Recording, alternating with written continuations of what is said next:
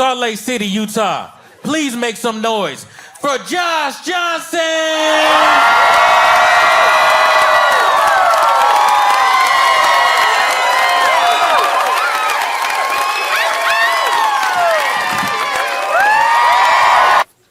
There's a lot of times when you're reading the news, going through all these stories that are deeply depressing. Every once in a while you get something that's a little, I don't know, a little spark.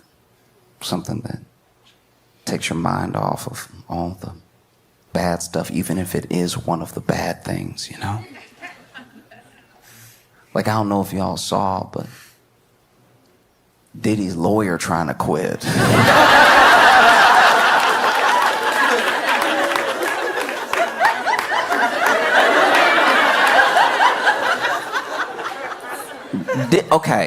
Diddy.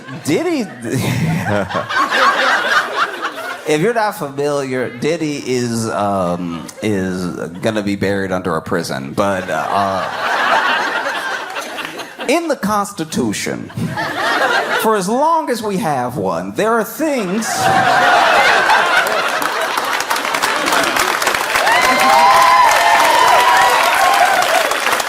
for as long as we have a Constitution, there are things laid out in it that state your rights as a citizen, you know?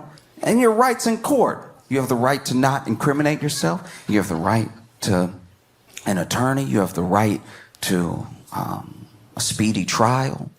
You know, you have these rights because we've tried to set up to the best of our ability, and not a great ability, a justice system that kind of works. You know what I mean?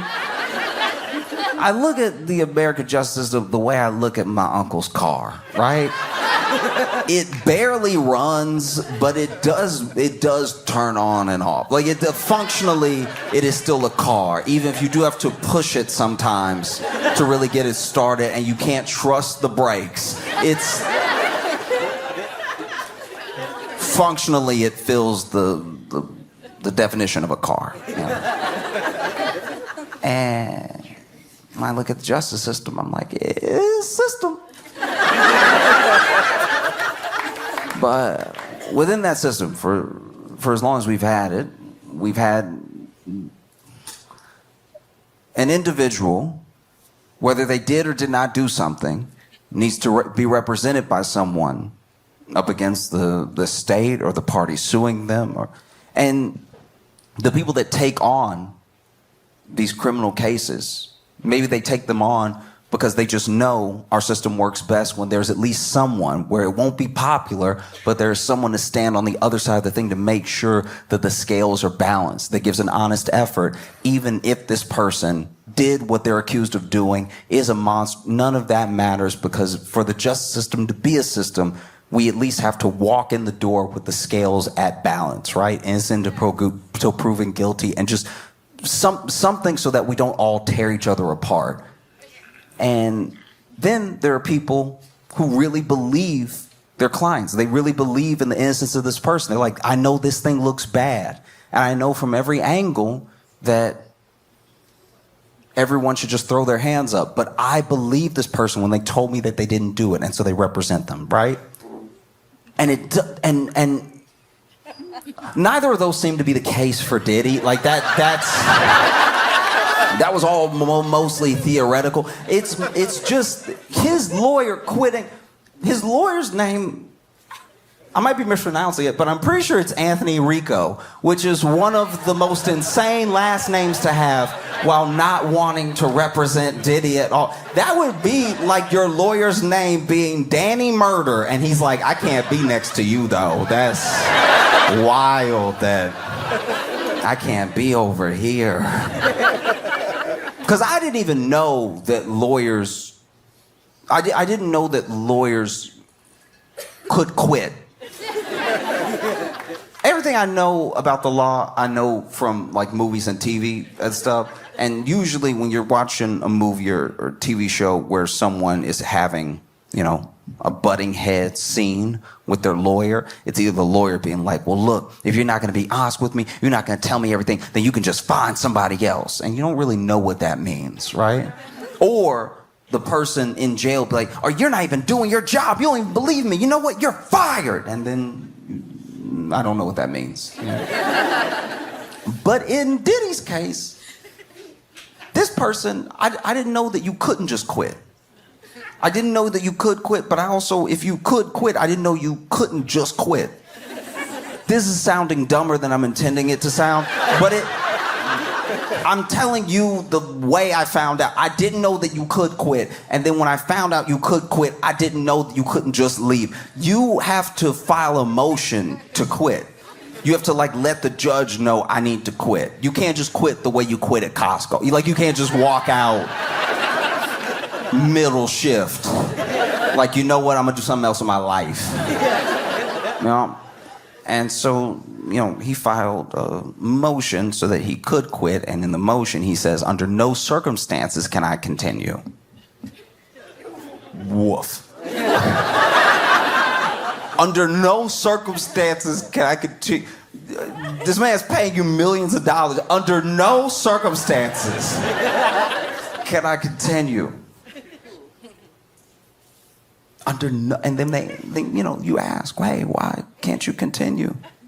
And he said, "Hey, look, I'm not going to give you any reasons, okay?" People are asking him, "I'm not going to give you any reasons, okay?" Because that would violate attorney-client privilege, which I'm not a lawyer. I don't know the law. I don't know many laws at all. But that sounds very guilty to me. That sounds wildly guilty. I'm not a lawyer. I don't know the law. That sounds very guilty. It feels like he walked, when you're saying, "Hey, why are you quitting?" "Because I have to." "Why?" "I can't tell you, it would violate attorney-client privilege." That sounds like he did it then. That sounds like he did everything then. And the thing that's special about this particular lawyer, Anthony Rico, saying "under no circumstances can I continue," is that this guy was Osama bin Laden's lawyer. And it's like that.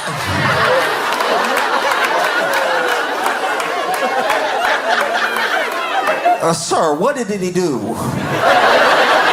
What did he do to make you, who defended Osama bin Laden,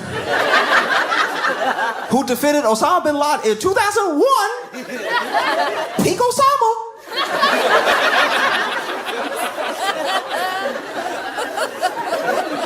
If there was ever a time where the heat was on Osama bin Laden, it was 2001. And you were right there, like my client. But you were Diddy's lawyer. And you were like, "You know what? Terrorism is one thing. This guy is nasty, okay? That is very nasty. I can't be a part of this. Tonight it doesn't sit well with my soul." Oh. Because I know if you're Diddy's lawyer, you got your work cut out for you. You got a whole lot of work cut out for you. You have to hope a new pandemic breaks out that only affects memory. That's the only way you have a chance, is if almost everybody forgets everything. Because look, once again, most of what I know about the law, most of what I know about the law comes from Law and Order, which means I know nothing about the law. Because in Law and Order, they got to wrap it up pretty quick. They take you on a journey, but they got to wrap it up by the end of the episode. Everything can't be to be continued, And so they got to wrap it up. So if they choose to have any of the episode take place in court, a lot of times what will happen, especially if you get into those close minutes where you're like, "Ooh, it's almost top of the hour. How are we going to resolve this?" Right? They usually just have the prosecutor, like the DA or the ADA, really badger the defendant, right? "You did it. didn't you do it? You did it, and you do it again. You looking and doing it right now. You did it, and you did it, and you did it well, and then you did it, and then you got caught, and you wish you were doing it right now. Look at you. You're not even here. You're letting your eyes glaze over. You're in your mind doing it again. Look at him. He's doing it again right now. He's doing it in front of us, and doing it, and doing it, and doing it. Didn't you do it? Just say you did it, because you did it, and we all know that you did it. You'll never not have done it, because you did it, and you know you did it. You do it again if we let you out. You doing it right now in your mind. You did it, and then the other person finally goes, I did it.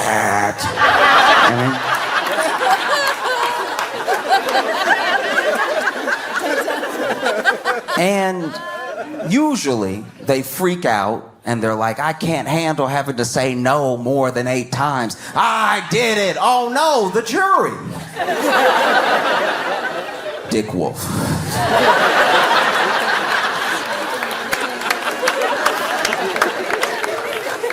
And that's not how it actually works in the real world. Like, sure, there are people who testify and then don't help their case. You know, they get up there and they say things that maybe make them look like they're not sorry or make them look more guilty than they're even presumed to be and everything. But you don't really have that with Diddy. Not just because the trial hasn't started, but with Diddy, he did record himself doing everything he's accused of doing, and the FBI has it. That is pretty bad. Only thing worse than doing something is doing it on camera. You know? Even if the entire jury could not see, they could hear. So it's rough. He also has not only the lawyer that Osama bin Laden had, Diddy's got like 3, 4, 5, 6 lawyers. Got a lot of lawyers. I didn't even know you could have that many lawyers. I guess you can have as many lawyers as you want, but like that already. I'm not a lawyer. Glad I'm not on the jury, but that looks very guilty to me. Everyone that I know who's ever gone to jail or been found innocent and didn't go to jail, they had one lawyer. They had one lawyer to be like, hey, it's just me and he didn't do it. That was the whole proceeding, right? They didn't have a soccer team. That's crazy. You got so many lawyers. I bet you that was one of the things that his lawyer said. He was like, look, you're gonna be good. You got 80 other lawyers. Okay, you don't need me. Let me go. Please, I know too much. No, because at a certain point, a certain amount of lawyers, I know that everyone has their specialties, but that looks bad to me, at least. It's like you need that many specialties at once. You accused of that many things that you go ahead and break up the work like a group project. And then to say you have like 5, 6, 7, 8, 92 lawyers, for any one of them to quit does make everything look worse. You know who didn't quit? OJ's lawyer. OJ's lawyer saw everything. He even saw him in the Bronco, and he was still like, I got you. We gonna be good. You know who else didn't quit? Jeffrey Dahmer's lawyer. He saw that to the end. Ted Bundy didn't even quit defending himself. He was like, you know what? I'm gonna keep going. Let me see how this plays out. At any point, he could be like, you know what? I'm making me look extra guilty. Let me go ahead and get some help in here. No, it's mind-blowing. I don't get it. You represent Osama bin Laden. I think he was number one in the world. You went for the criminal. You repped the criminal. And whatever we're finding out about Diddy behind closed doors, you were like, not this. Yuck.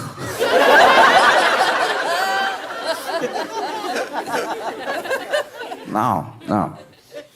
Because you see people in situations where they look incredibly guilty or they do something very dumb that's almost indefensible and they still have legal representation that sticks by them. There was a dude who, okay. I shouldn't laugh, but it's one of the dumbest crimes I've ever heard of. So basically, there was this dude who went to break into it was his house. He lived with his mom, right? But he was gonna go ahead and rob the house and try to sell a bunch of stuff off, right? So then he broke into the house and then got caught because I guess police were just happened to drive by, right?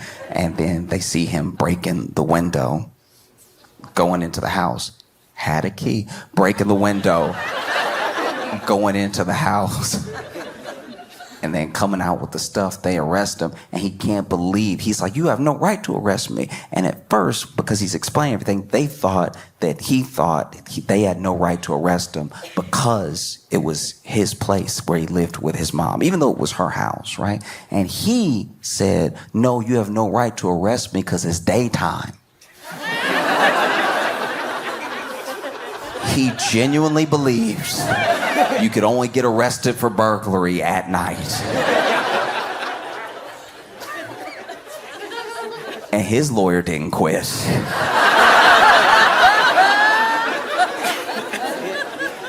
There was a dude who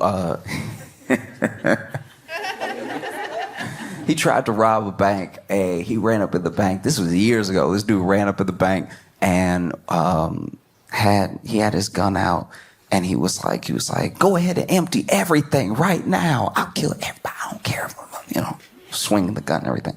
And then the tellers were like, do you want a bag? Because he just came in, just him and the gun, just waving, him and the gun. No bag, not even a backpack, just here with the gun. The money now. And they were like, would you like something to hold it with or anything? And he was like, damn right, it's a real gun.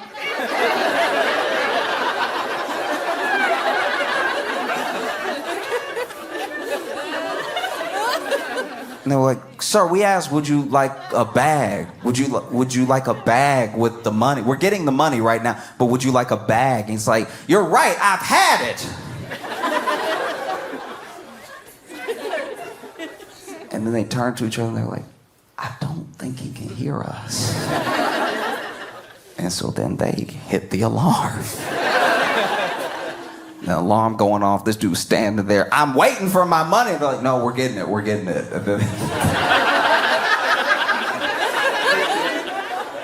They get the money, they get the bag, and before he can even leave the bank, cops roll up. And basically, he was hearing impaired. And so then he sued them for taking advantage of his disability.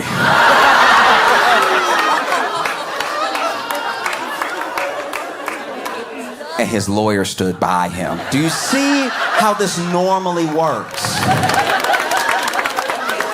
That's how it's supposed to go. Your lawyer is supposed to stand by you. They're supposed to be your ride or die. Diddy's lawyer said, no, I like to live and I will not be getting in the car. Oh, that's insanity. That many lawyers. You got 98,000 lawyers. I feel like Diddy just gonna keep hiring lawyers to make sure there's no one left to be on the jury.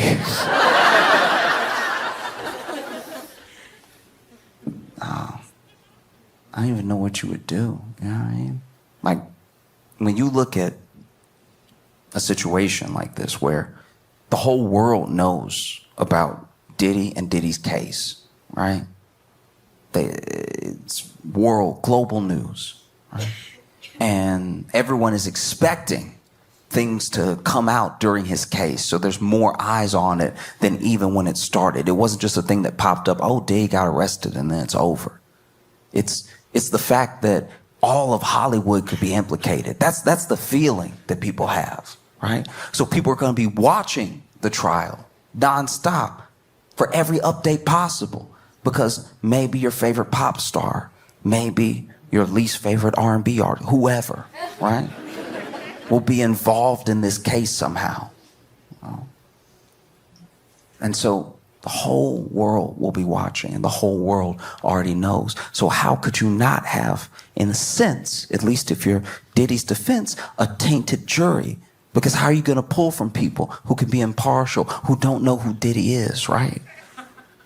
And then when you pull those people, a judge can say, and judges tell people all the time, look, I don't want you to engage with any media about the case. I don't want you reading any tabloids or social media or anything like that. And don't talk to anybody about the case. No podcast, no whatever, right? No interviews, no nothing. And even if you do that, it's impossible because of the way that we live in the world and the way that we interact with social to not be bombarded with things about whatever the biggest news topic is.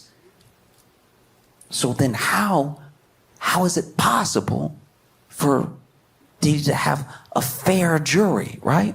And his lawyer could have made that case just now. And instead he said, no, I'm getting away from this dude. I cannot be near him at all. That's so bad that the only black lawyer he had was like, nah. You're not gonna get me caught up. Because you know, I think he's just scared. I think he's scared that he's so close to it that he's literally just representation, but he might go to jail. That can happen. I didn't know that could happen, but that can happen. I had never seen it happen in my life until Michael Cohen. Michael Cohen, in case you don't remember, was Trump's lawyer. And Trump got in some legal trouble, and somehow Michael Cohen went to jail. That's a superpower. That's a superpower if I've ever seen one. I've never seen someone dodge charges so hard they hit their lawyer in the chest. That's crazy. That's the I'm rubber, you're glue of law. That's insane. Trump had all this legal trouble. He's like, take him. Michael, I'm sure Diddy's lawyer saw that and was like, that could happen to me. I refuse. My last name is already Rico. No, have to get away. Because who takes up for you is huge. Who takes up for you in a situation where you're in the public eye and you have a scandal or you've been found to have done something, right? Whoever takes up for you, they do shift the narrative around you, and they do shift public opinion, either for you or against you, right? Like, let's say in a scenario, right? Completely hypothetical scenario. Let's say I'm driving. I can't. I'm very bad at it. But let's say I'm driving. Once again, this would never happen, all right? I failed my driving test and I have not driven since, okay? I'm very bad. But let's say I'm driving behind the wheel of a car, which I should never be. It's a chair that could kill someone. It is insane that people just get in those and just go. Like, that blows my mind. I will take an Uber or the bus. I am fine without being behind the wheel of a death machine because all it takes is your foot and you could just take anybody out. That's crazy. I don't like being in cars in the front driving. Every time I move, it moves. That's crazy. I don't like that at all. I'll sit in the back. But let's say I'm driving, okay? And I'm driving because maybe my friend is hurt. Maybe my friend's like, oh no, I'm bleeding. No, I've been shot, whatever it is. And then he's like, you have to drive me to the hospital. I'm like, okay, I guess I'll kill us both. And so then I get in the car and then I'm hitting stuff. I'm just, because I don't know which one's the gas and which one's the brake, because honestly, they should be further apart. In my opinion, it should be like go-karts, like right foot gas, left foot brake. And then you can just drive like this. This feels more natural to me. I don't know what y'all are doing with this thing. This feels insane. To see people doing this all the time, ooh, I'm gonna start, I'm gonna stop, I'm gonna start, I'm gonna stop, whatever. I wanna just do it like when you're in a go-kart. I drive so well in a go-kart, not just because I can't go fast enough to murder, but also because I know that left is stop, and that's fine. But sometimes you get a foot, uh-oh, I've hit them both. What does that do? So then I'm in the car and I'm driving, right? And I'm doing it poorly because I do it poorly. Because as I've said before, on stage, to many people, I don't like lefts. So I take rights until I get there, okay? So I'm just gonna take a right and then take a right, take a right. My friend probably gonna bleed out, but I'm taking these rights because a left will kill everybody, right? Now I get to the hospital, and let's say I've got to the hospital and I have run over at least 26 people, okay? So I'm being arrested, my friend is hopefully being treated, so I've saved his life, but I am in a lot of trouble. And let's say that Dolly Parton came to my defense, right? Because I'm not famous enough to get in trouble on the news, but there might be a couple of tweets where it's like, do you see that comedian just floored everybody?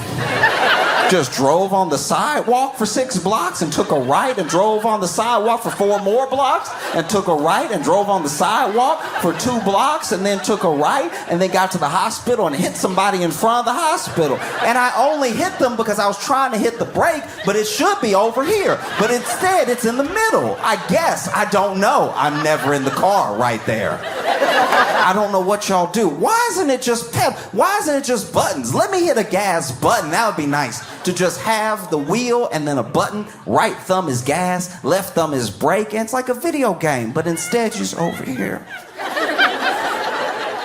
Crazy way to do it, but y'all do you, okay? Let's say, though, that Dolly Parton comes to my defense. Probably never gonna happen. I don't know her, would love to, but let's say. She's like, I know Josh personally, okay? And I know he would never purposely run over 26 people.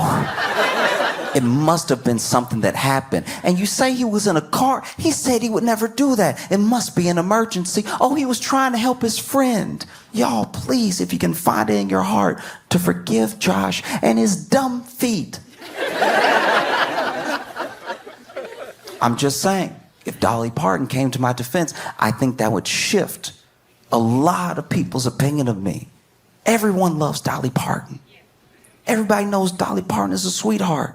And so if she came to someone's defense, you would think, oh, if Dolly sees something in this person, then yeah,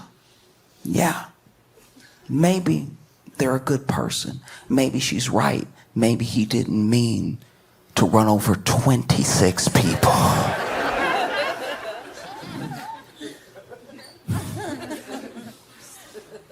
No.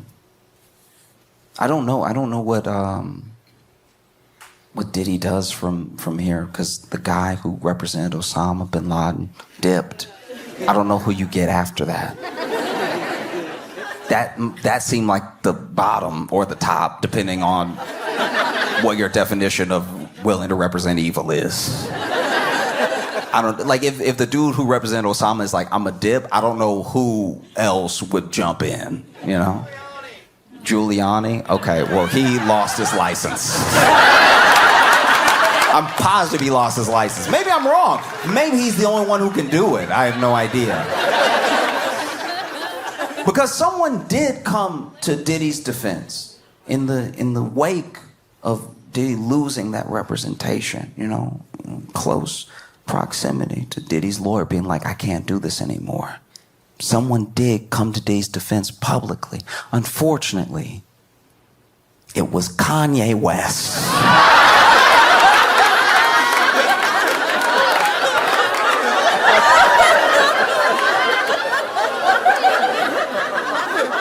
In a tweeting tirade, Kanye West went on an absolute rampage. He called himself a Nazi. He posted a bunch of like anti-Semitic stuff. He said all sorts of things. And then he said, by the way, free Puff. I think if you're Diddy in jail, you're like, this is worse. That is worse. I did not know it could get worse than the Osama bin Laden lawyer leaving me. But this is bad. This is very, very bad. That was me kind of like doing a little bit of rap in the way that Diddy does it because he's not good at it. You know what I mean? Like, but yeah, this is bad. This is worse because he's calling himself a Nazi, and then he's like, also, that guy. Think of that guy and me together right now. Think of when you think of me, I want you to think of him, all right? But who knows? Maybe when the lawyer who represented Osama bin Laden dips, maybe the only person left to represent you is is Ye. I think that's... I could see that. I could see Ye showing up to court being like, Your Honor,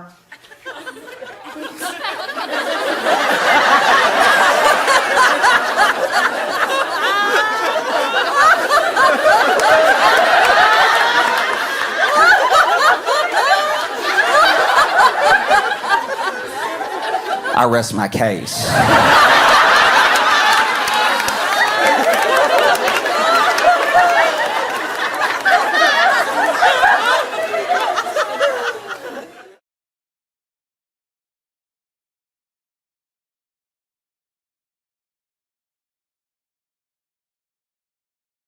What an incredible day. It's been beautiful outside. It's a real... Yeah, no, you can clap. This is big for us because we had a whole ass hurricane this weekend. That was crazy. It was so... New York should... This is already a dirty place. This is already a disgusting city. This place should never be wet. That was unacceptable. Like even when I looked outside, I was like, there's a whole lot of stuff out there right now that should not be getting wet, right? And then I had to run. So I was gonna be late for a spot, so I was running, right? And as I was running, I almost slipped. And if I had fallen on the wet New York pavement, if I had fallen on the somehow warm water, I don't even think I would have not... I think I would have killed myself. I think that was on my last thread. I've been reading the news and I saw this story that's captivated me. It was a British Airways pilot that got fired because they caught him the night before. He had done a bunch of cocaine off of a stripper's titty. I know.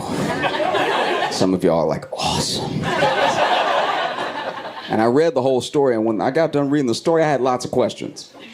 First question.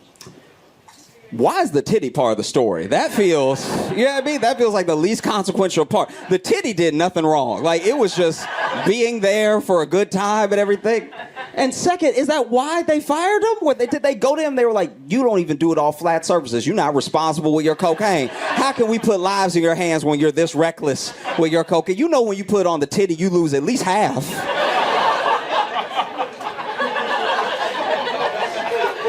Third question that it brought up for me. Is flying a plane low-key easy? How are pilots this comfortable getting this blazed all the time? It's like, this story happens like once a month. Pilots get caught being drunk and being high or whatever. I have a theory, and this is a conspiracy theory that just I have. And I know I don't expect you to believe what I'm about to say. I just think this, okay? You know, like when you're getting off a flight and you're walking to the front and the pilot is standing there, just standing in front of the cockpit. You know that weird thing they do? It's really awkward. They're like waiting for some sort of attaboy or something. It's like, it's honestly the thirstiest thing I've ever seen. Like they just land the plane and now they're like, oh, did you like that? That was me. That was...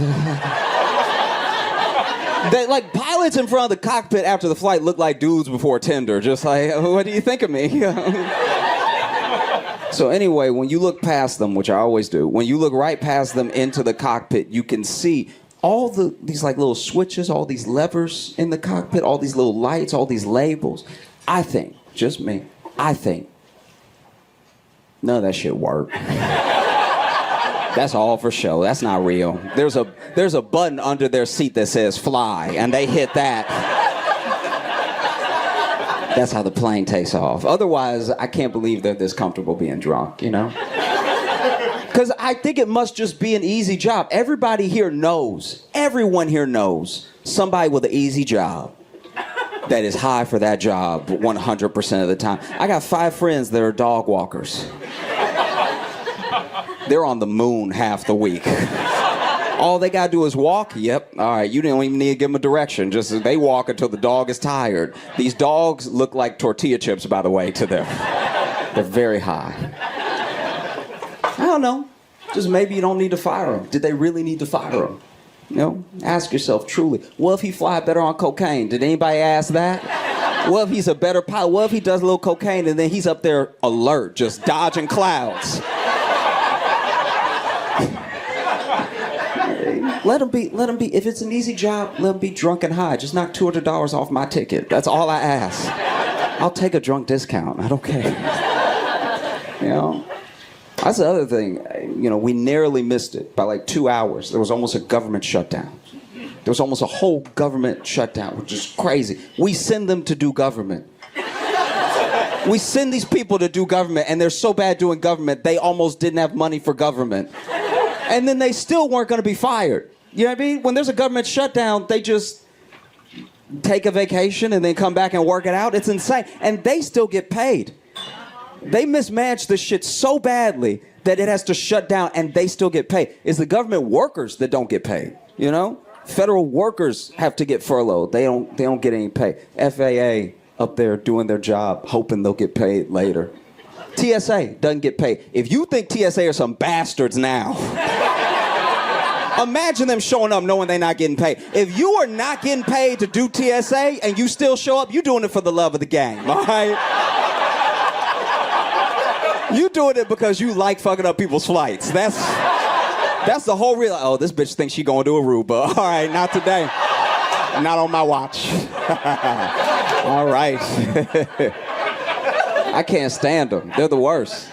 They really are. They always asking me dumbass questions. You know, you'll be in line. They'll grab your bag, be like, why is there so much lotion in this bottle? It's like, that's how it came. Don't act like I'm being weird. That's how much Aveeno CVS sells. I didn't make the lotion. Just throw it away if you need to. They be holding it up like, he's got lotion. Why does he have so much lotion? Questions need to be answered. Oh my God. Can't stand it. You know, that's the thing. That's how you know nobody cares about your safety in reality. Nobody cares. Nobody at the airport cares. Pilot is drunk. And the TSA is just, they say they're looking for bombs, but they're just taking menial shit off you. They're like, why is your comb so sharp? It's like, oh my God.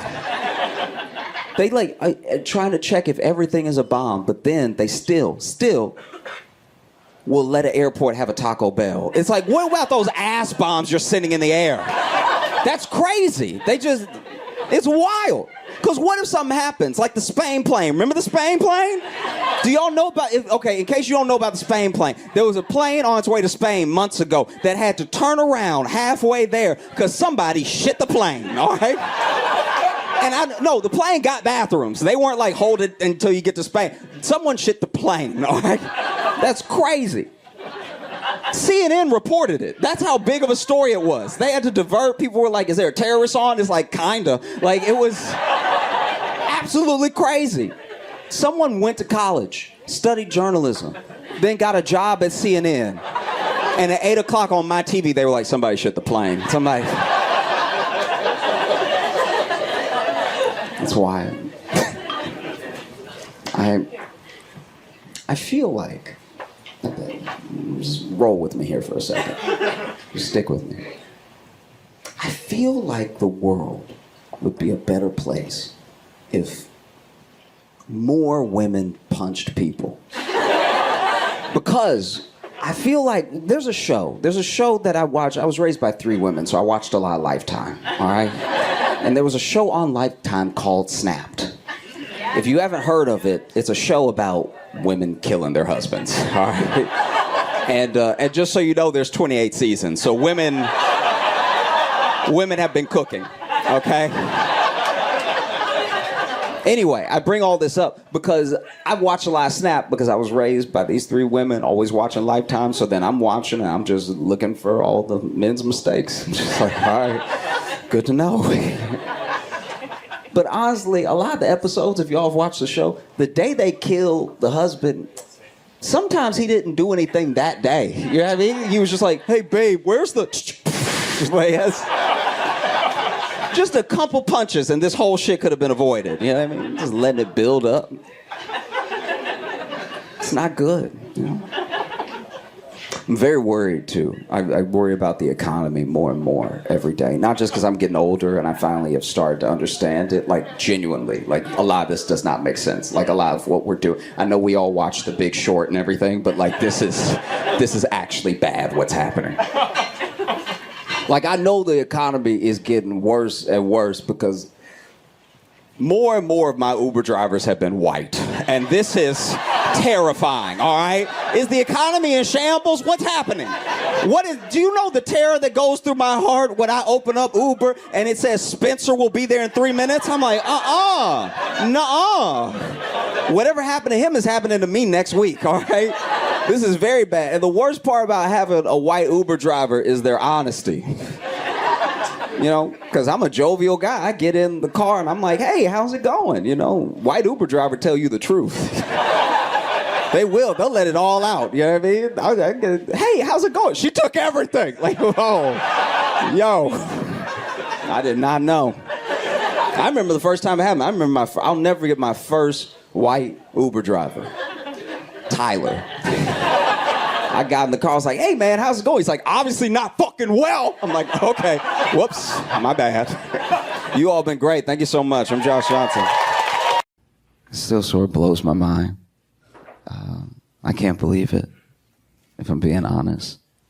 I can't believe that they agreed to do it. Like both of them agreed to. Like Trump and Biden are gonna debate.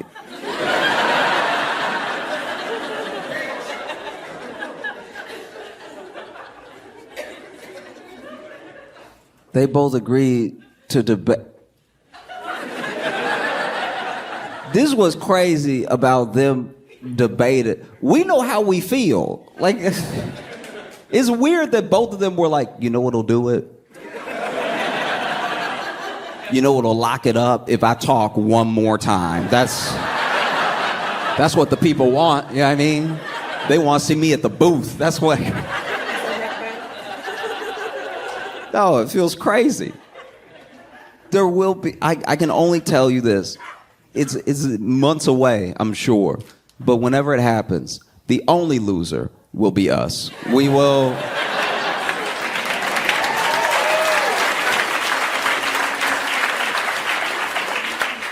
Both those dudes are gonna talk and interrupt. It's gonna be a hell show. And then everyone's gonna walk away like their dude won.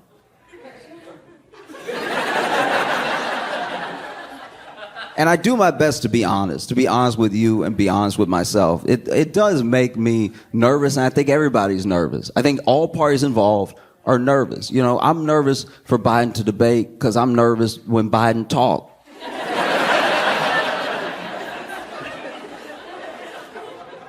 Don't be like that, you know.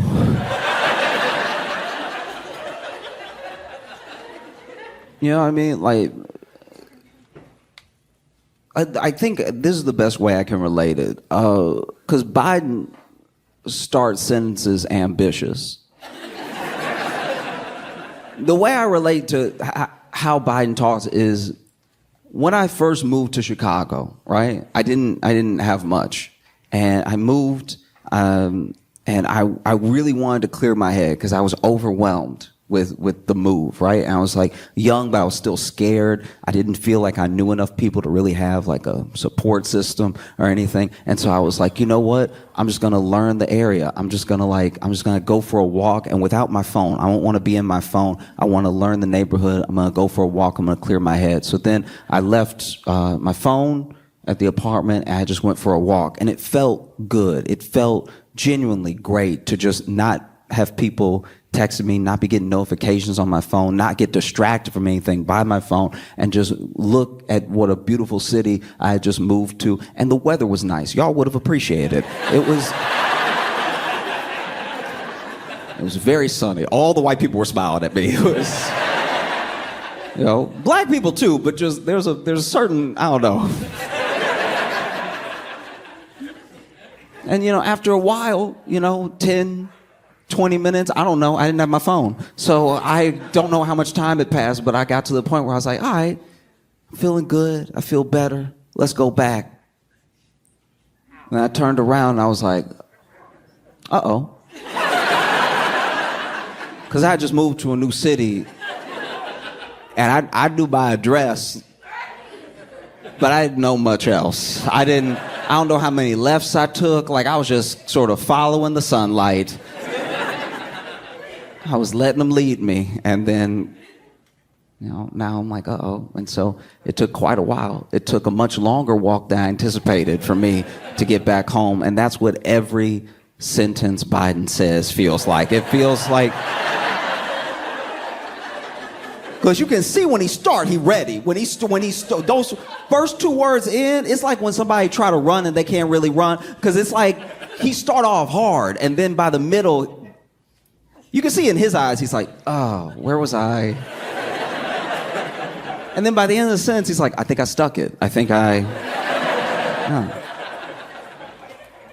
So I'm nervous for Biden to talk. And I know Trump's team is nervous for him to talk, not just because this debate is going to have certain stipulations, like they're going to cut his mic if he goes over time. There's all this stuff. I think that genuinely Trump's team is like, he's finally going to say it.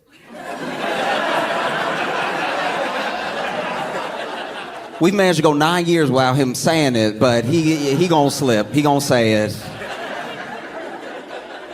I don't think it'll even be in like reference to black people. He just gonna say it. But he gonna be talking about fruit or something, like even racist people will be like, huh. That's not how I use it. He's so creative. I will say, people go on and on about Trump being racist. That man is way more weird than he is racist. Trump's racism is like here. His weirdness is top notch. Because, I got to watch a lot of the news. For work, I have to watch a ton of news. I have to watch not everything because it's not humanly possible, but I have to watch things over again. I have to go back. I've watched so many of his rallies, right? I've watched a ton of rallies. And he has a thing at his rallies where it feels like a wrestling match. I can understand why people enjoy going.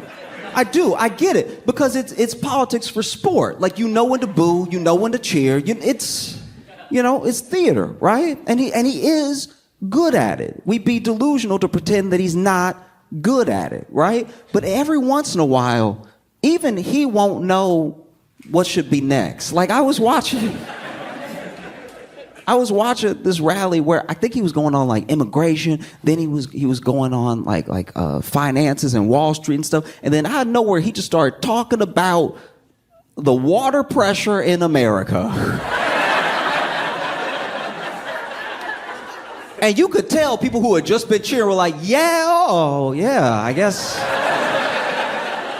Nah, I mean, he's not wrong. I have felt that too. Like, I felt like this man was railing about immigration, and out of nowhere he's like, there's no like the shower don't hit. The toilets don't flush where you want them to flush. It take 3 flushes. This man literally was like, it take 3 flushes. What are we doing, people? The washing machine doesn't get the stains out. Like, it really was like this political thing that quickly turned into like how his day was going. And honestly, it's the most relatable he's ever been to me. Because I was like, nah, he not wrong. Sometimes when you at a hotel, it does drip on you. And you're like, nah, I need power. I need that masseuse setting in the shower. Yeah. This has bothered me for a long time, and I know nobody cares because it's like barely topical anymore, but there's a case against Trump, one of many, right? There's a case against Trump with the classified documents. Now, a lot of people say that it's going to get thrown out. A lot of these are probably going to get thrown out, right? But the classified documents case, I don't have proof. I like to think I'm not like a conspiracy theorist or anything, but for real, I don't have proof. So what I'm telling you is me just talking to y'all because we're friends, okay? So I'm just telling you what I think. I'm not telling you that like the prosecutor can even pull him up on this. I'm just saying that this is what I think, right? So the classified document, he basically, in case you don't know, took a lot of documents with him when he left the White House, right? And they went to Mar-a-Lago and retrieved a bunch of them. And they were in all sorts of different rooms. Like, they were in the closet. Some of them were in the bathroom. There's all this stuff like that. Now, the speech that he gave, the rally he gave that I was talking about before, was towards the end of his presidency. And I think this is what I think happened. He started bringing up the water pressure. I'm pretty sure he tried to flush documents that day.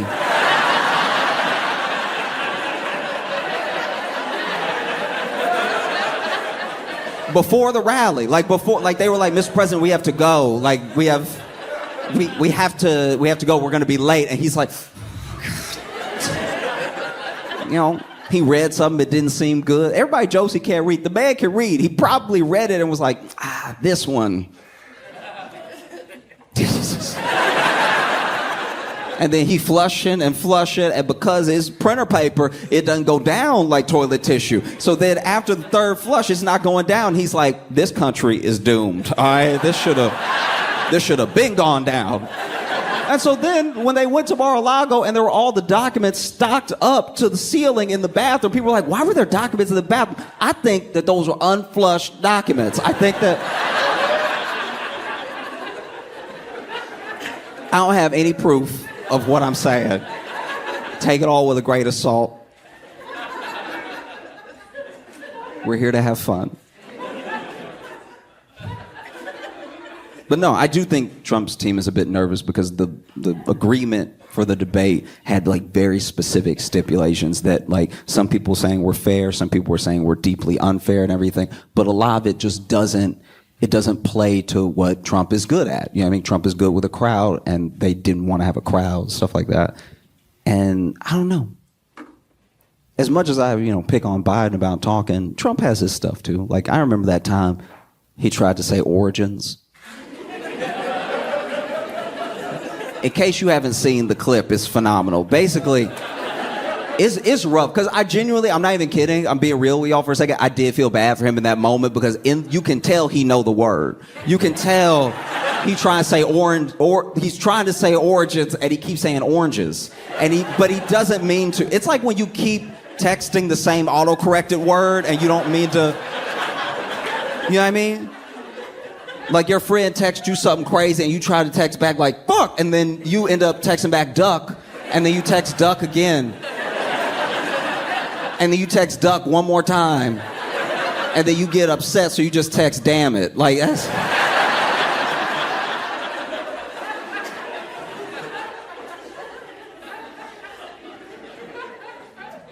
Because he knew the word. He really did. He was like, the oranges of it.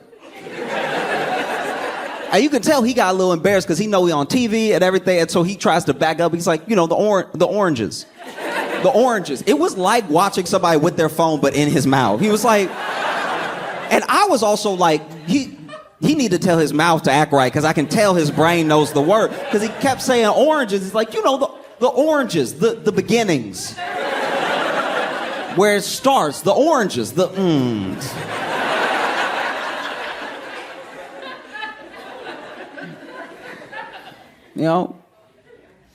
One thing I wish we would have got more of, because it was spectacular to watch, was a real, Trump versus DeSantis. We didn't really get it. You know what I mean? Like Trump just started smoking him off his swag, and then DeSantis dropped out. But I want them to go. I want them to debate. That's what I want to see. That's what the world needs. Those two debating, getting at it, and not about policy or anything, because honestly, they both have shots for each other that would go harder than Kendrick and Drake. Like, Trump and DeSantis in a debate, all Trump has to do is, do his thing. I'm the president you love, and whatever. And then DeSantis can just be like, well, I served in the military. Where were you? There was one roast that Trump got in on DeSantis that was particularly spectacular. It was fire, right? Because everybody was making fun of DeSantis for wearing heels, because we couldn't tell if he was wearing heels or not, because he always was like, his height is weird. There's pictures where he's next to people and he's taller than them, and then there's pictures where he's next to other people who are the same height as the other people he was taller than, and he's the same height as them. So people were like, he's wearing platform shoes, he's got to be. And then Trump, ooh, it was cold. It's one of the coldest things I've seen him do in a long time. So Trump was explaining the shoes out of nowhere at a rally for no reason. Nobody said anything. He was talking about infrastructure. He was talking about how bad Biden is. And then out of nowhere, he was like, and have you seen DeSantis' shoes? They're weird. When he said they're weird, I paused, and I went and popped some popcorn. Because I was like, he's about to light him up. And then this clip did not get passed around as much as it should have, but basically he was describing the shoe, and he was like, you can't tell it's a platform shoe because it's a heel inside. Like, Trump has trouble with the word origins, but he roasted this man so articulately. Like, just... He was like, no, there's a platform within the shoe, so it looks flat at the bottom, but up top, you know, he's on his tiptoes, and you can tell when he walks. I'm not even kidding, Trump did this. You can tell when he walks because he goes like this.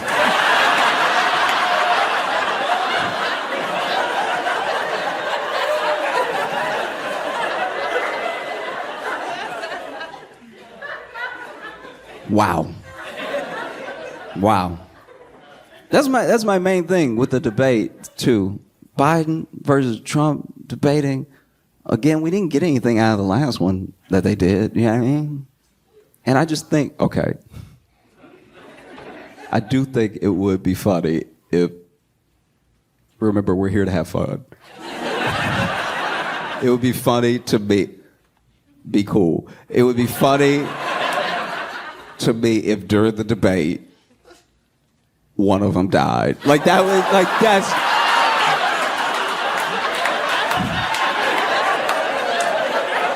I see some of y'all, no.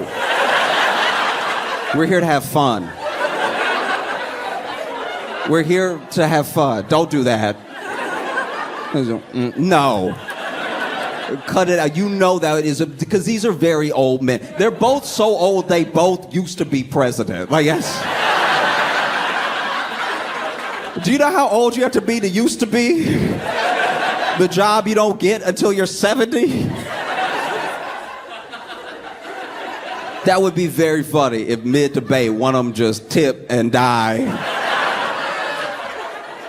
And then the other one's like, I rest my case.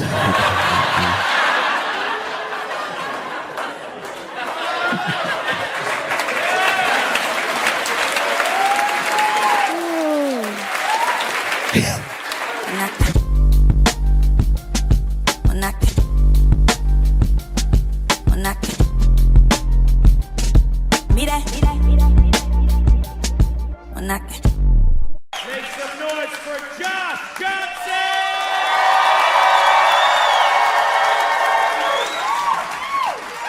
So much is going into the Super Bowl this year.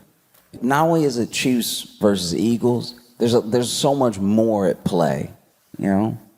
Like, everybody talks about Taylor Swift and Travis Kelce because they're this idea of, like, the couple we imagine in our minds, but they're adults. It's like high school, but grown up. You know what I mean? Because she symbolically is like this cheerleader in our minds, this like head cheerleader, and it's not his position, but it's symbolically the quarterback in our minds. And so them getting together makes such perfect rom-com sense that there are actually people who think that all of the NFL is fixed just to keep the Chiefs winning, just to keep them going.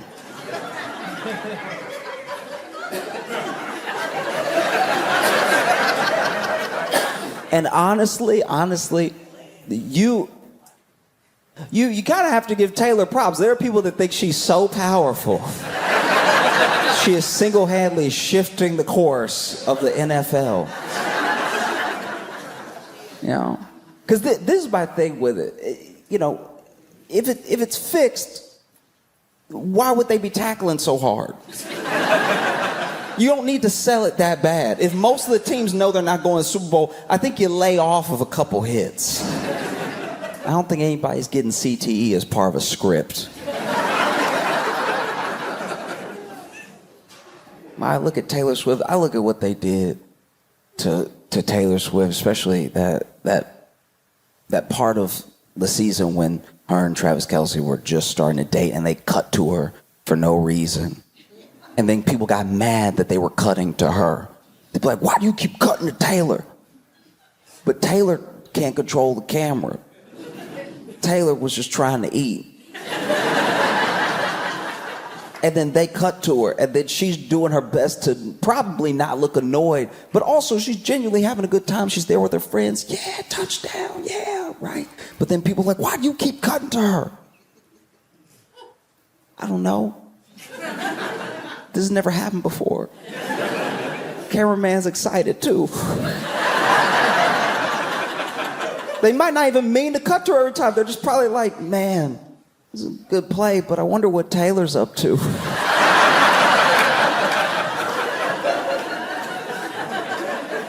Don't get mad at Taylor because the cameraman got a crush. And so then Taylor Swift, Travis Kelce together. Now Travis Kelce is an interesting dude to me. He really is.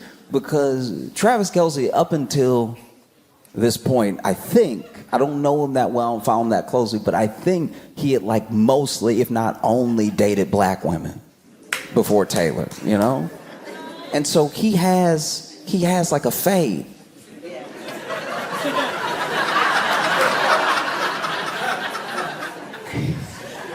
So this dude has a fade, and people were asking him about his fade because he has his platform raised. He was already super popular, but his platform got knocked up a few levels by dating Taylor. There were more eyes on him than ever before. And so then, you know, everyone was asking him about his fade. And then about exactly a year ago, from when I'm speaking right now, they asked him about his fade and what it was like to like invent that look.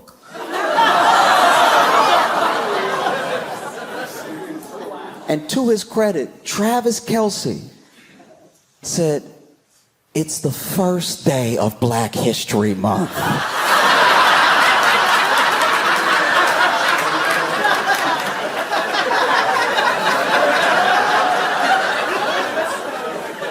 What are you trying to do to me?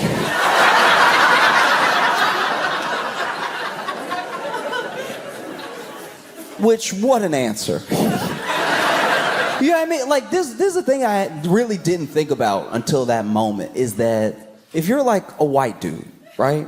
And something ignorant or even bigoted happens around you. Somebody asks an ignorant question or somebody just says something, right? The expectation, if you're a good guy, is to say something immediately, just really stand up and be like, hey, that's not cool, that's not okay, don't do that, right? You know, just really, you can't even give it a second. You have to be like, hey, stop right there, okay? Hey, listen here, pal, cut it out. Hey, look, buddy, don't go any further, all right? Gosh darn it, that's racist. Don't you dare, not in my house, not. Nah, get a load of this guy. No way, not today, brother, right? That's the expectation, that you're gonna like notice it, you're gonna catch it, and you're gonna jump on it immediately. And if you don't do that, then you must have been with that thing. That's the assumption, right? But then you're also, and I really didn't give some of my white friends enough credit in this position. If you take too much of a stand, that's also suspicious. You know what I mean?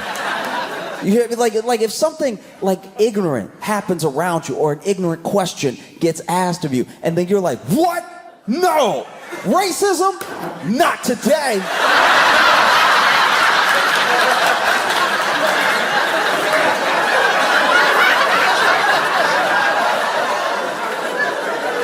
Nah, buddy, I'm putting my foot down. Like, because then people are like, oh, what? Are you hiding something? Why are you so amped up like this? You know? And so to his credit, he's like, guys, look, it's the first day of Black History Month. What are you trying to do to me? All right? I didn't invent that look, okay? I got a barber. He knows how to do the taper. Trim it down in the back, 2 or the 4. But if you want a fade, I know a guy. I know a dude, he's good. You know, he does mine. Travis Kelce's sitting there like, what kind of questions are you asking me? How do y'all not know any black people? You cover the NFL.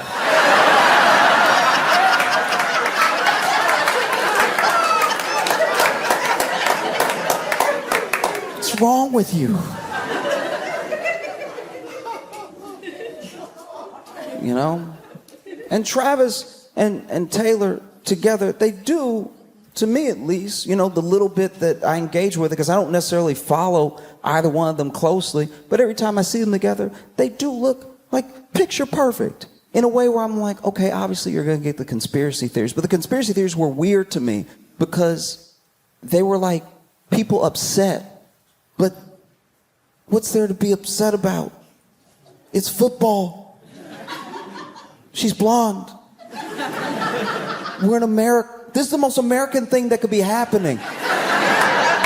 And there are people that are like, no, it's a psyop. I'm like, against who? It's a beautiful white couple. Who are we trying to trick? What is the plan here? That's how you can tell there's some people that just need to be mad about anything possible. I'm like, what? You're the one that said stop kneeling, and now you're mad at Taylor and Travis Kelce for holding hands. What's crazy about the Super Bowl for me is that no matter who wins, no matter who it is, the celebrations I've always found very odd. You know? I understand celebrating when you get the touchdown. I love those. I hate it when the NFL tried to like clamp down on any showboat, any celebrations, because you just did one of the hardest things in the world. Imagine if you did that for like a scientist. Scientist finds the cure and he can't even do a little.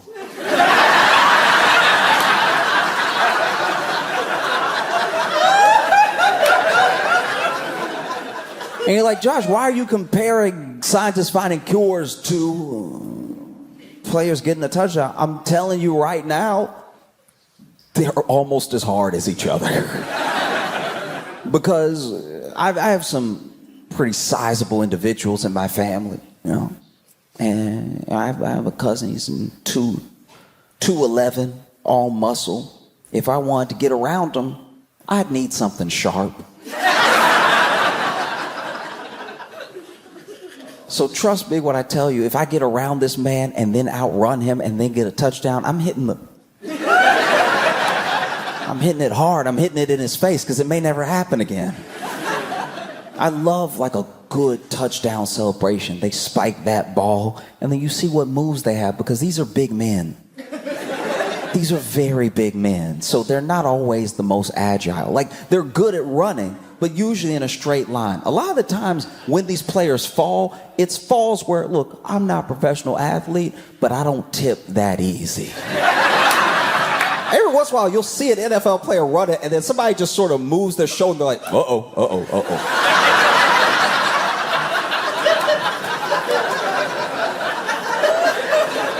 That's my favorite, is when they catch it, and then somebody's too close, and they're like, we going down, all right. No, but when they get in the zone, they've spiked the ball, there's a couple seconds left, and they're allowed to celebrate. This is when you could really do it. And they hit something you didn't even think was possible, you know. Really flowy with it. You know what I mean? They use their hips and stuff. No, that's my favorite. I wish it was even longer. They should get more time to do it, you know? Like, hockey has whole breaks for fights. You could let a guy run in and get on his hands and knees, and then the other guy's like, yeah!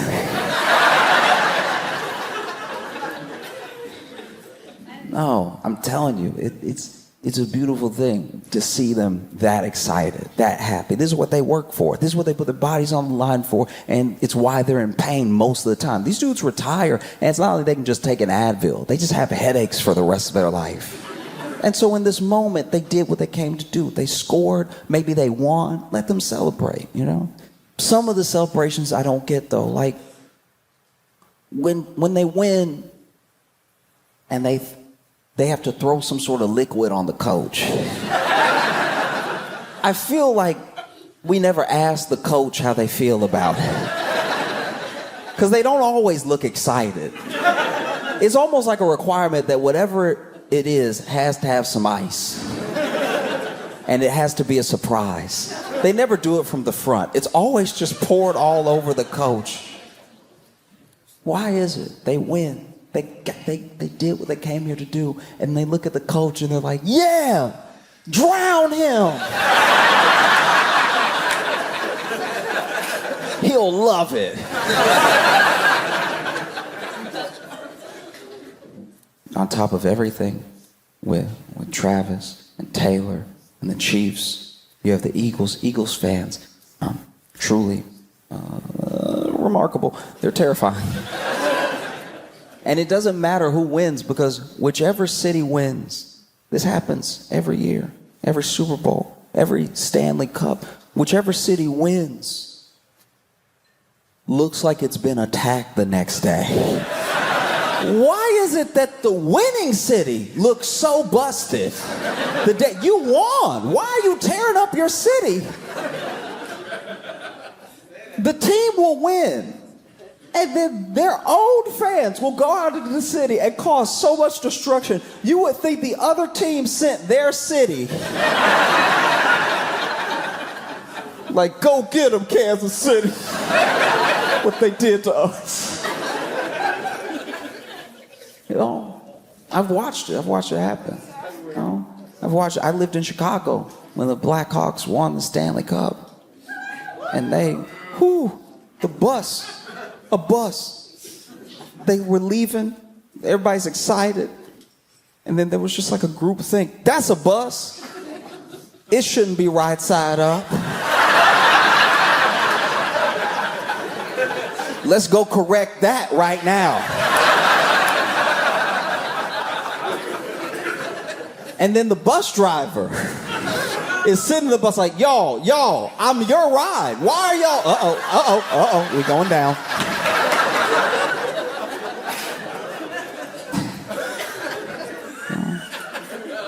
And on top of it all,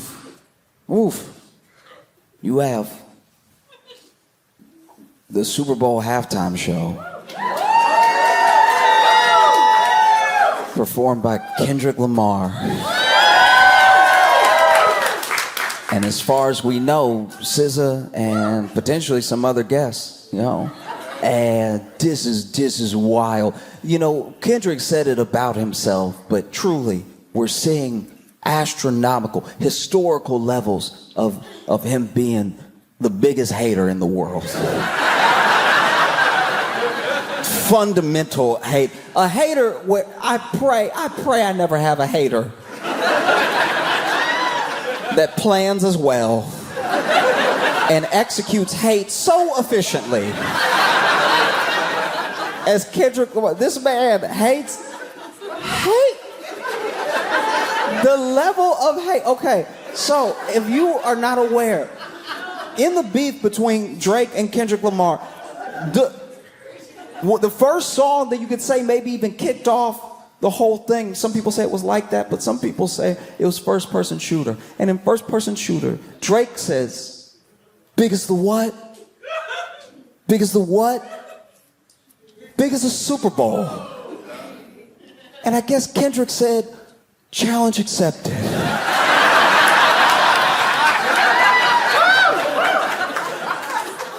Because you're not ready for the level of hate I can bring. And then there was a whole beef, and this whole thing happened, and, you know, Kendrick kind of, I don't know, I guess ruined Drake's life. And then it's announced that Kendrick is gonna be doing the Super Bowl halftime show. And Drake, he started suing. He started suing different parties. He started suing in different ways, different lawsuits claiming different things, some defamation, some were just petitions to get information, claiming that Not Like Us, the song that I'm assuming, plays in Drake's head 24/7.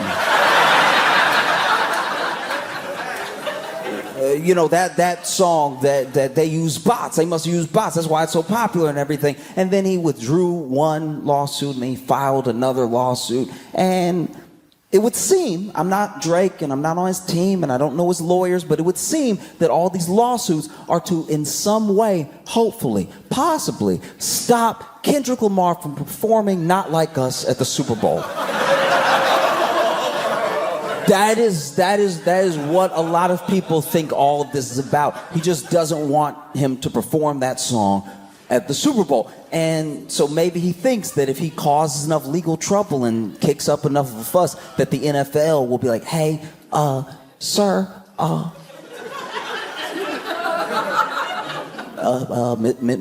Mr. Lamar, Mr. Morale. I heard it. Great album.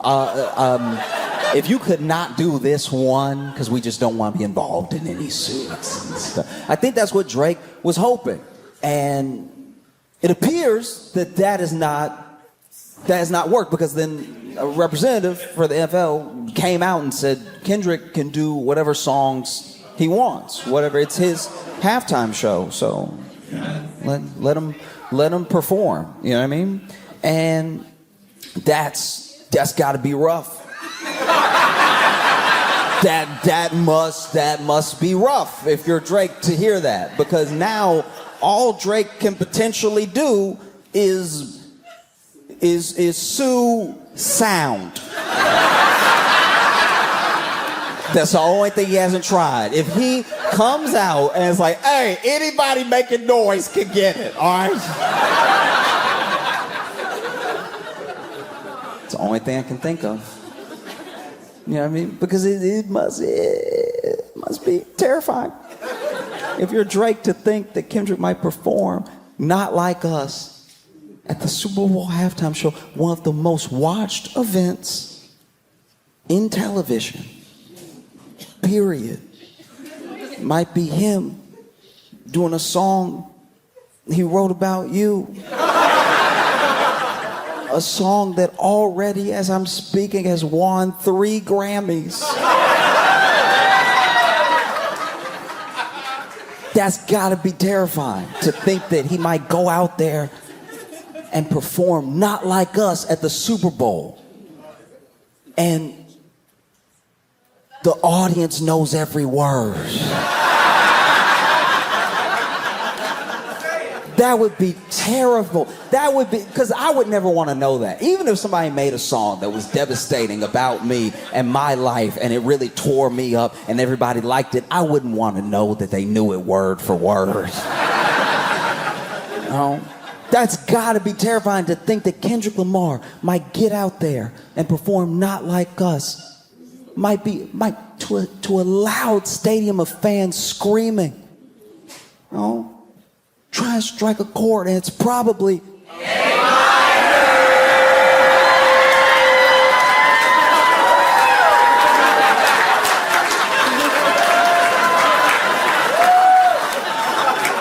I think even scarier than Kendrick performing Not Like Us is the audience performing Not Like Us. Because honestly, anticipation is enough. That's how real entertainment works, you know? Whether he performs it 17 times or he doesn't perform it at all, it's already met the moment in that way. You know, everyone kicking up a stink about it is what actually caused it to get so much attention, just to see if he'll do it. You know, I mean, I hope he does it. I kind of hope it's the only thing he does.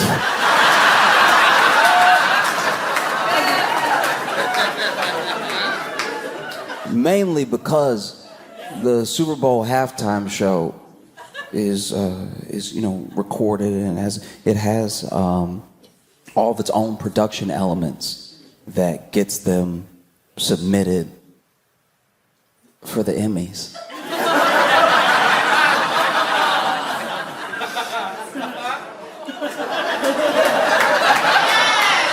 And so there's a chance that this granny-winning song might become an Emmy-winning performance.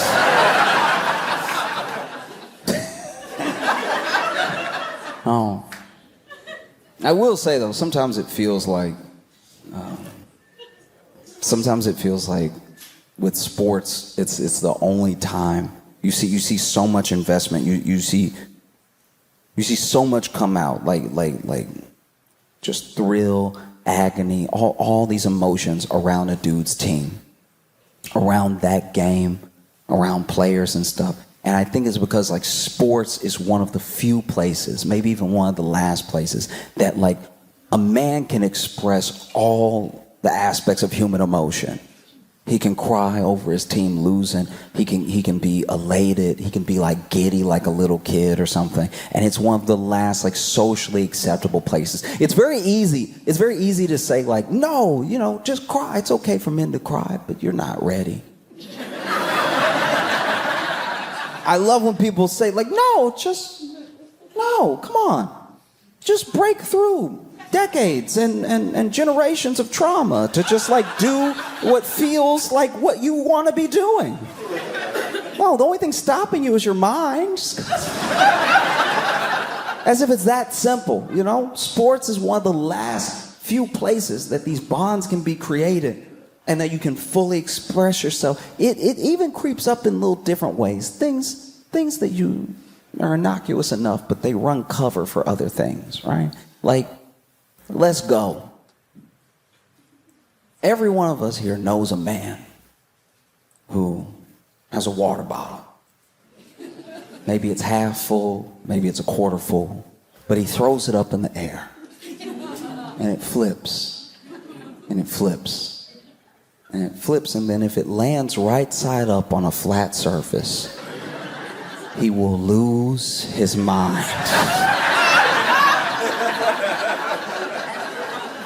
He throws the ball up, it flips, lands right side up. Let's go!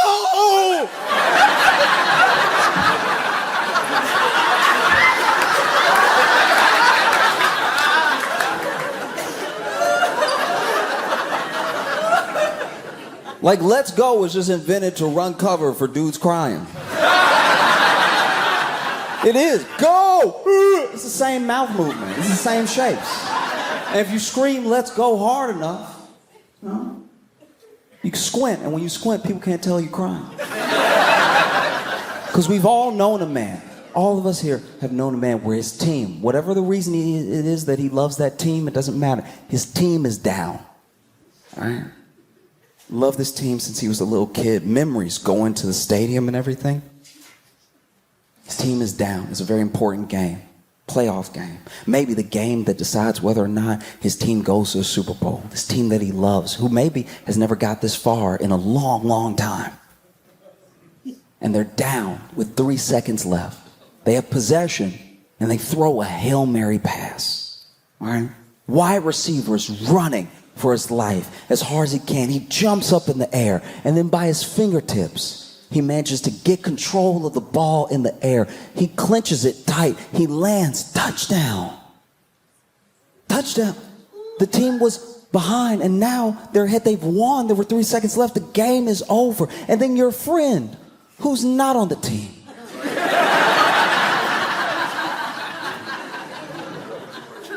who's not at the game, your friend on his couch pops up in front of the TV. Let's go!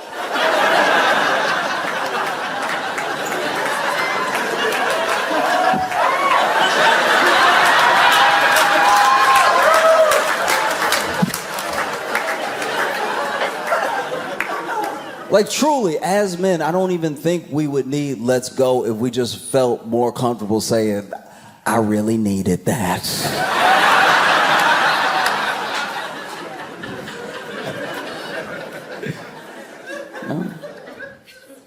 Because I even try now to add more sports analogies in the examples that I make, because I feel like it accesses some people who don't get what I'm saying otherwise.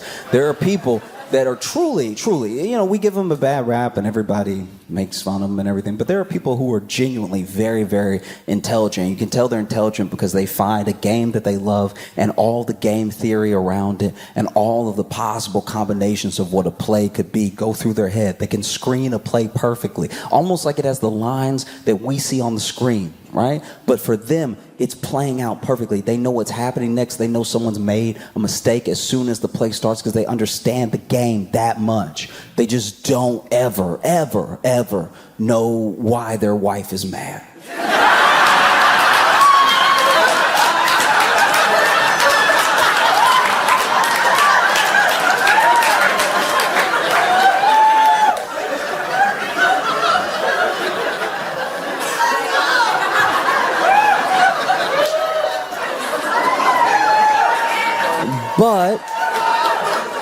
But I think if we incorporated more sports analogies in arguments, people would understand what went wrong. You know what I mean? Like maybe you're mad at your boyfriend or your husband because he forgot something. He forgot something that was really important, you know? And maybe it was like your sister's birthday and you had so much going on that you asked him to go pick something up and then meet you at the party. And instead of going to pick it up, he just met you at the party. And now the place is closed. And so it looks like you didn't get your sister anything. And so you're upset with him because you asked him for this one thing. And instead of doing it, he just kind of blew it off, or he wasn't paying attention, or he genuinely just forgot and then showed up and he doesn't understand why you're upset. But if you say to him, look, it was fourth quarter.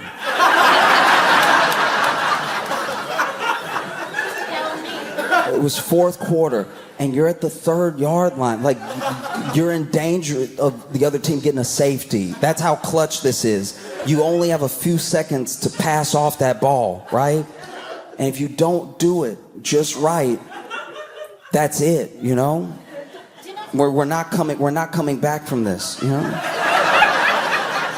And instead of looking out for your receiver who's wide open until 5 p.m. like I said, who's wide open. Instead of passing off to your receiver in that moment, you're looking at your tight end, you're looking at your other receiver, you're looking at defensive linemen for some reason, like your head is just in the clouds, and out of nowhere you allow yourself to get sacked, right? I'm telling you, that husband, that boyfriend, these are good people. He would be like, oh, damn.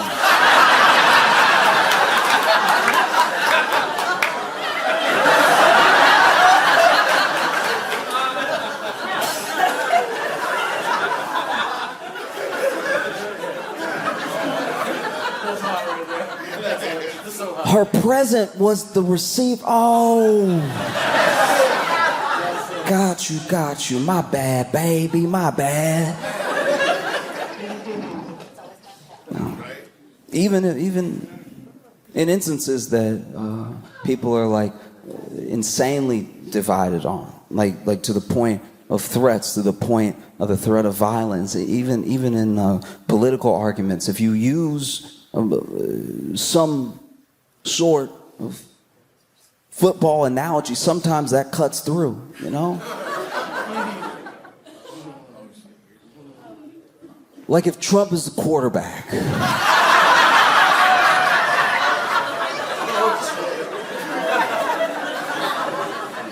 And he hikes the ball, because this is the play that he called. He called this play. This was his play that he wanted. He gets to call the play.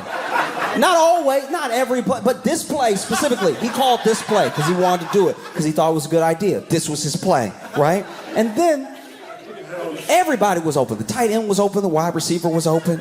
All right, defensive backs. Everybody was doing what they were supposed to do. Everybody on the sideline was cheering, giving support like they were supposed to, and everybody on the field was playing their position as best as possible. And the screen was even working well. You know, everybody's moving out of here. People are wide open, and then your quarterback, rather than throwing what could potentially be a touchdown pass, he just sort of threw it out of bounds.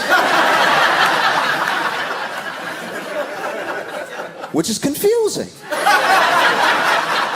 So the next time that y'all huddle up, you ask him, you're like, hey, what was that? What happened? That was the play that you picked. Why'd you throw it out? Were you scared you were gonna get sacked? What is it a time thing? You're trying to stop the clock? Like you're trying to give him the benefit of the doubt in as many ways as you can. Like, hey, so what's the plan here? You're literally bent over, huddled up, looking in close. What's the plan? What are you doing?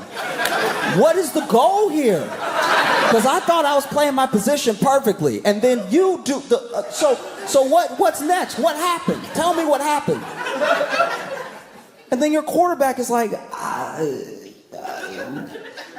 I think the ball was black. I don't know.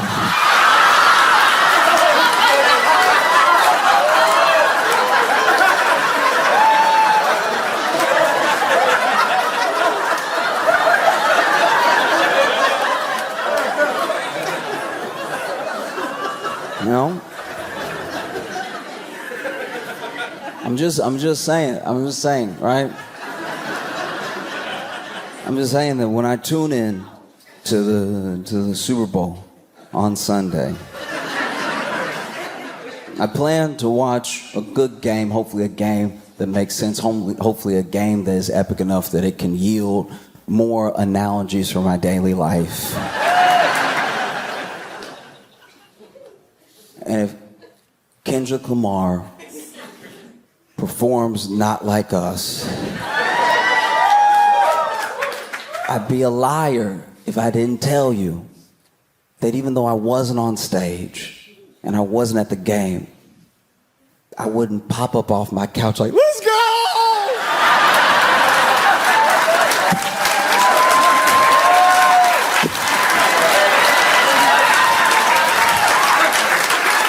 Cincinnati, y'all been phenomenal. Thank you so much.